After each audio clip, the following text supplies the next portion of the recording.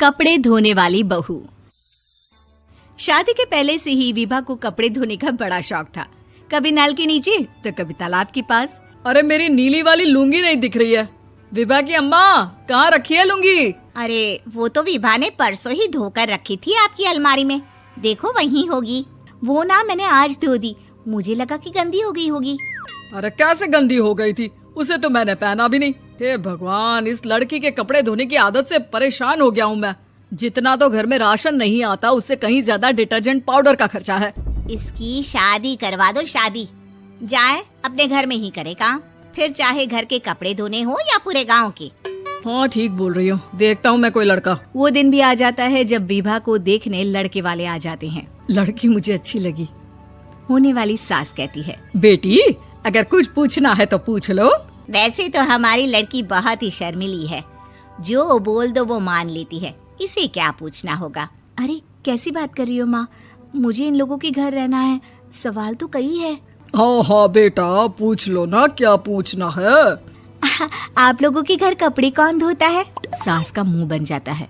देखो, अगर तुम ये कहना चाहती हो कि तुम्हें कपड़े धोने नहीं आते तो सुन लो, कपड़े मैं ही धोती हूँ, लेकिन तुम्हारे आ जाने के बाद मैं रुमाल तक नहीं धोऊंगी। अरे चुप रहना भाग्यवान, बहू बेचारी घर आई नहीं, उसे डराना शुरू कर दिया। वो क्या है ना बिटिया, अभी तक तो ये कल्लू की माँ ही धोती थी, लेकिन अब तुम्हारे पापा तो दहेज में वॉशिंग मशीन देंगे ही। तभी विभा की माँ बोल पड़ती है, सवाल भी पूछा तो क्या। वैसे भाई साहब, मशीन की तो फिर भी कपड़े धोने की कैपेसिटी होती है। मतलब जो बिटिया दे रहे हैं ना विभा, इसे कपड़े धोने का बहुत शौक है। ये आप लोगों के क्या, आस पड़ोस गांव मोहल्ले सबके कपड़े धो दे और उफ तक ना करे। बाहर देखा नहीं आपने कितने कपड़े सूख रहे हैं? सब हमारी बिटिया ने ही तो धोए हैं। बस भी करो ना माँ, शर्म आ रही इतनी तारीफ सुनकर। और तो और एक दाग निकाल कर दिखाओ तो मान जाओ। हाँ अच्छा, माफ करना बेटा, मैंने गलत समझा। हमें तो रिश्ता बहुत पसंद है। और ऐसे जुड़ जाता है रिश्ता कपड़े धोने का शौक रखने वाली विभा का। उसकी शादी हो जाती है कोयला फैक्ट्री में काम करने वाले कल्लू के साथ। शादी के बाद अचानक विभा चिल्लाती हुई सास के पास आती है। सासू माँ, अरे सासू माँ कहाँ है आप? ये तो धोखा है, धोखा दिया आप लोगों ने मुझे। इसे ससुर के चक्कर के बारे में पता चल गया। अरे तो उसमें तुझे क्यों धोखा मिला है? अरे नल में पानी नहीं आता, कपड़े कैसे कब धुलेंगे? अच्छा, तू पानी नहीं आ रहा उसकी बात कर रही है। तो आपने क्या सोचा?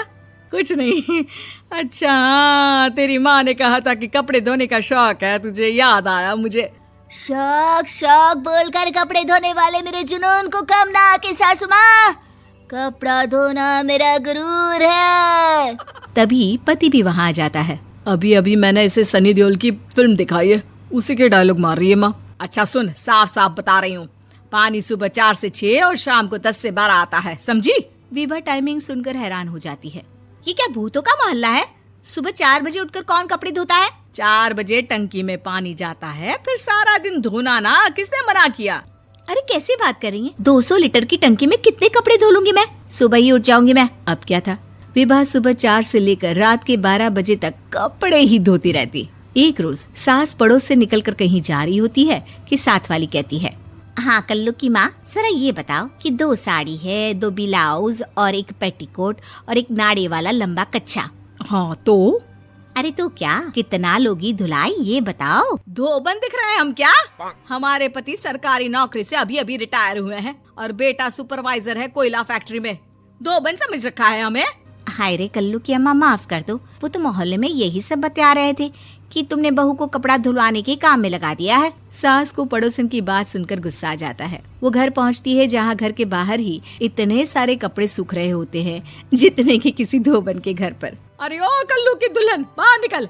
माँ जी यहीं आ जाओ, बाथरूम में चादर धो रहे हैं हम। अरे अभी हम धोते हैं, तुमको बाहर निकलो। ये आस पड़ोस वाले बोल रहे हैं कि हम बहू से कपड़े धुलवा कर उसे कपड़ा धोने वाली बना दिए हैं। अरे छोड़ो ना माँ जी, किन लोगों की बातों में आती हो? आस पास के लोगों का तो काम ही होता है कि वो किसी तरह सास बहू को लड़ा दे। बहू सारे घर के कपड़े धोती है, ये क्या कम है? बोलिए। सास को भी लग जाता है कि वो बहू का ये सनकीपन नहीं छुड़वा सकती, इससे अच्छा है कि खुद ही चुप हो जाए।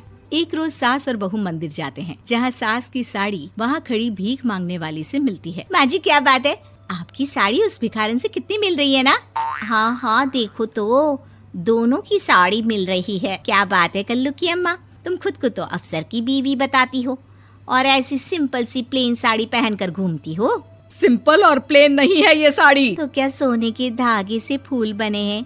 कुछ भी सासू माँ, कुछ भी। हाँ बने थे इस साड़ी में सोने के धागे से फूल। मेरे पति लेकर आए थे मद्रास से स्पेशली मेरे लिए 10,000 की।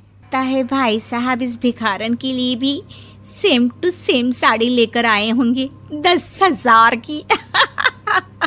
सास उस वक्त तो कुछ नहीं कहती, लेकिन बहू के साथ घर आती है और अलमारी से एल्बम निकाल कर लाती है। ये साड़ी देख रही है, ये वही साड़ी है जिसे मैंने अभी पहना था। इस साड़ी में ये जो चमकदार फूल दिख रहे हैं ना, ये सोने के धागों से काढ़े गए हैं।